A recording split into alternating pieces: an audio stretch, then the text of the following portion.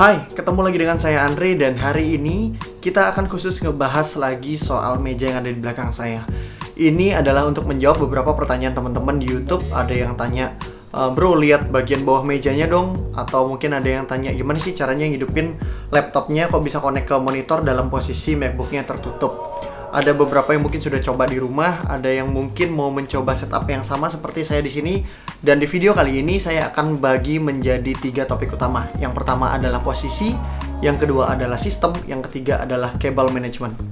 Buat teman-teman yang penasaran, tonton videonya sampai habis. Kalau kalian suka dengan videonya, jangan lupa diklik like, share ke teman-teman kalian, dan jangan lupa juga di subscribe. Kalau ada masukan, saran, atau mungkin ada pendapat, silahkan ditulis di kolom komentar. Jangan lupa juga hidupin tombol loncengnya supaya kalian dapat notifikasi setiap ada video baru yang saya upload di channel ini. Kita akan masuk ke videonya setelah intro yang satu ini.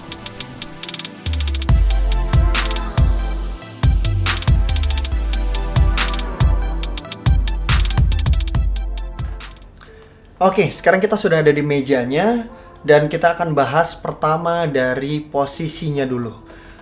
Posisi-posisi alat yang ada di meja ini semuanya berdasarkan pertimbangan. Jadi yang pertama kita akan bahas dari yang sebelah kiri ini, bahwa MacBook ini saya taruh di sisi ini karena terkait dengan colokan port USB-C yang ada di sisi kiri dari laptop ketika kita buka. Jadi posisinya ketika dia berdiri seperti ini, logo Apple-nya tetap akan menghadap ke atas dan colokannya akan ada di arah belakang meja. Kenapa itu penting? Nanti kita akan bahas di bagian sistemnya. Lalu kita masuk ke tengah, di situ ada speaker. Posisinya di tengah karena memang speakernya hanya satu dan speakernya stereo. Jadi supaya mengisi ke area kanan kirinya lebih seimbang.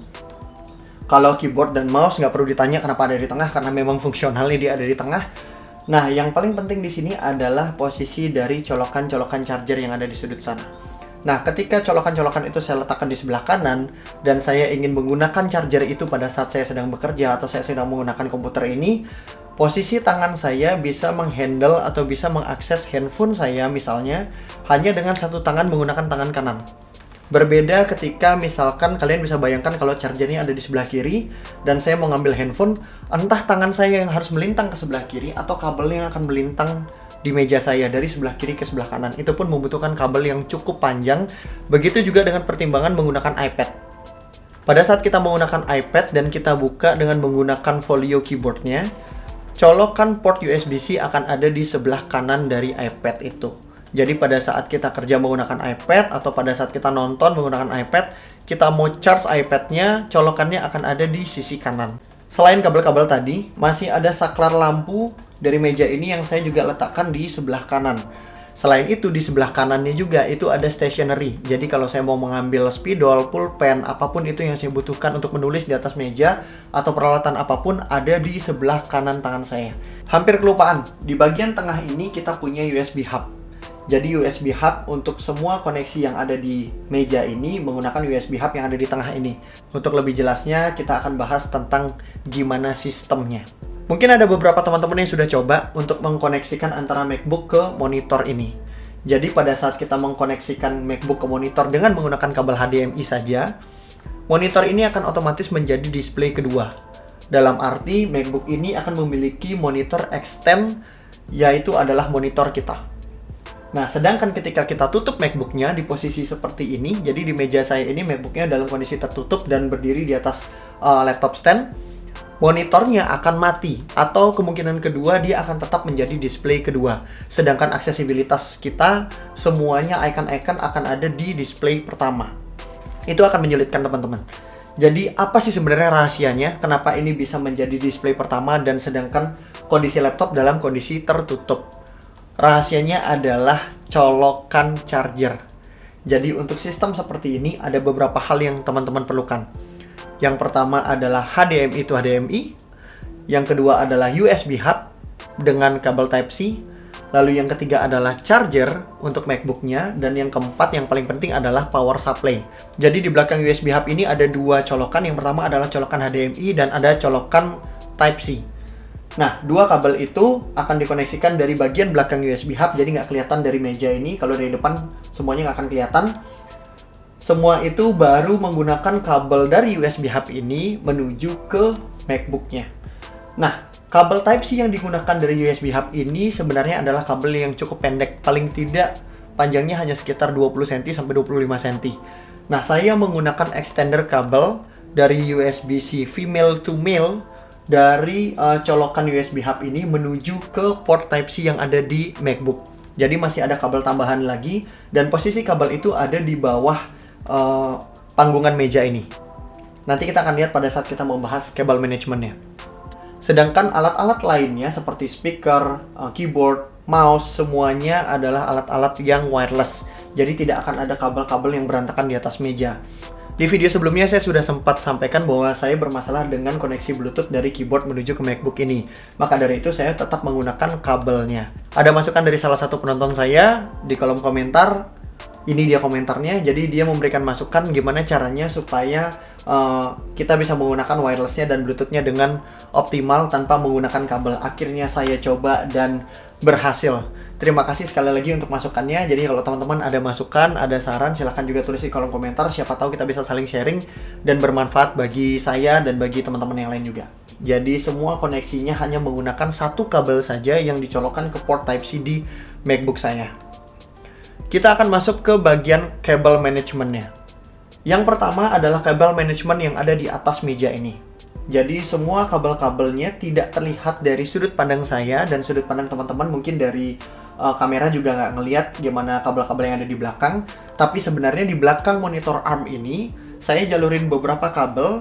Saya tidak mau itu terlihat dari depan, jadi saya jalurin di belakang kabelnya. Dan kebetulan monitor ARM yang saya gunakan itu ada diberikan kabel manajemen walaupun hanya di satu armnya saja, jadi sisanya saya tambahkan menggunakan velcro strap.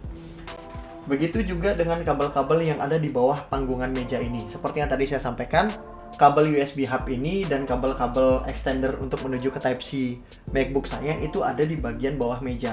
Begitu juga kabel HDMI dari USB hub menuju ke monitor.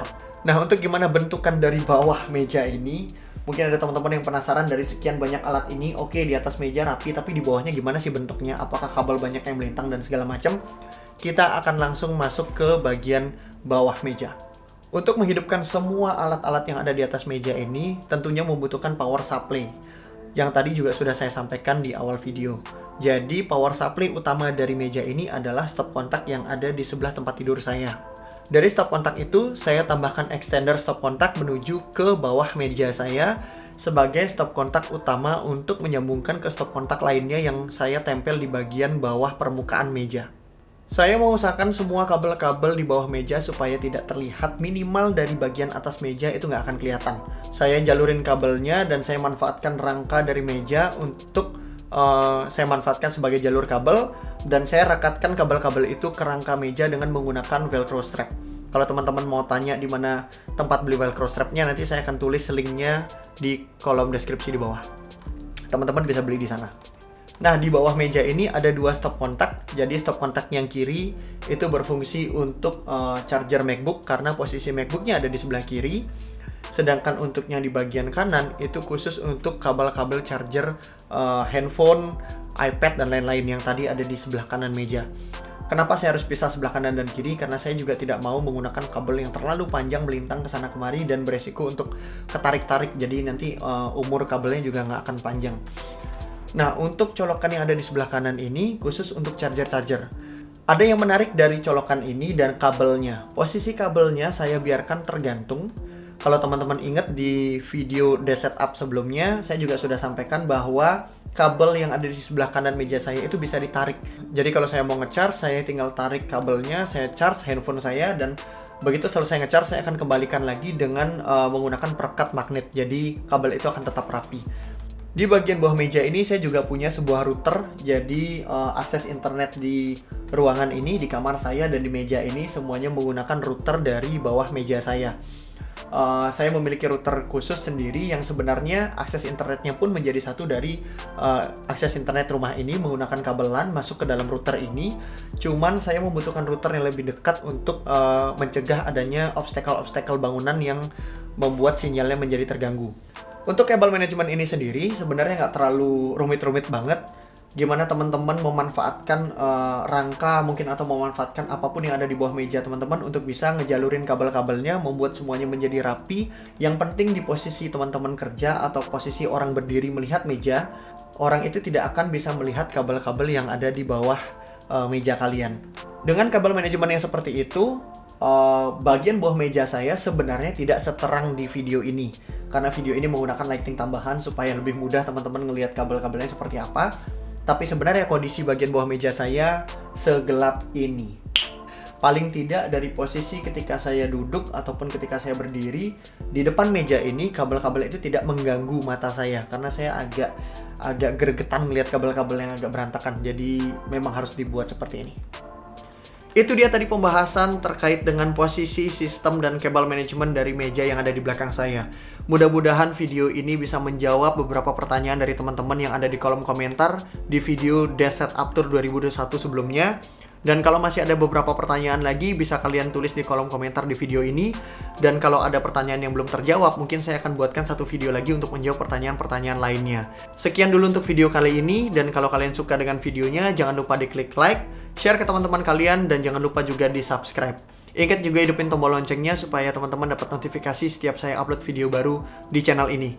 Mudah-mudahan video ini menginspirasi, mudah-mudahan video ini bermanfaat. Stay healthy, tetap pakai masker, jangan lupa cuci tangan, jaga jarak dari orang lain. Sekian dulu videonya, sampai ketemu di video berikutnya. Adios.